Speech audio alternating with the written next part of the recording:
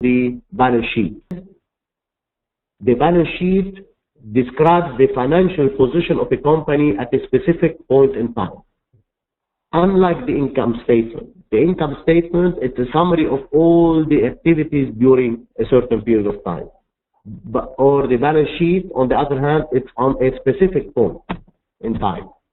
A balance sheet may be prepared monthly, quarterly, or annually, depending on the needs of the management and the external users.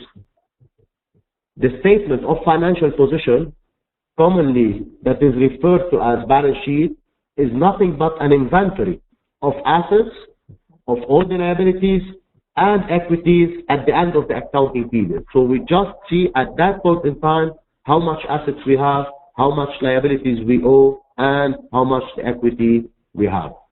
Assets are resources owned and controlled by an entity. This is what we own in the company. This is our money.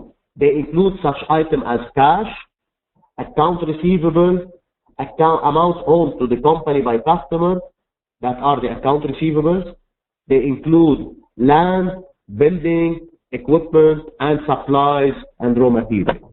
As for liabilities, they represent the claims of creditors on an entity's assets.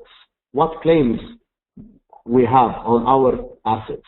Liabilities are debt that represent negative future cash flows for the enterprise. On the liabilities, we have the accounts payable, the amount that we owe to creditors for assets purchased on account. On the liabilities, we have wages payable, amount owed to our employees at the end of a certain accounting period. In addition to taxes payables and everything that we owe to outsiders from the company. The owner's equity, it represents the owner's claim on the assets of the business. And as we said, the owner's equity, they include investment by the owners, withdrawals by the owners, and retained earning by the business. Investment by owners and net income, they increase the owner's equity. Payment to owners in terms of dividends or net losses, they decrease the owner's equity. The basic accounting equation states that assets at all times they should be equal to liabilities plus equities of a company. This equation makes sense because it states that assets must be equal to the claim against those assets. So part of the claim is due to others, and part of the claim in terms of equity is due to the owners of the company.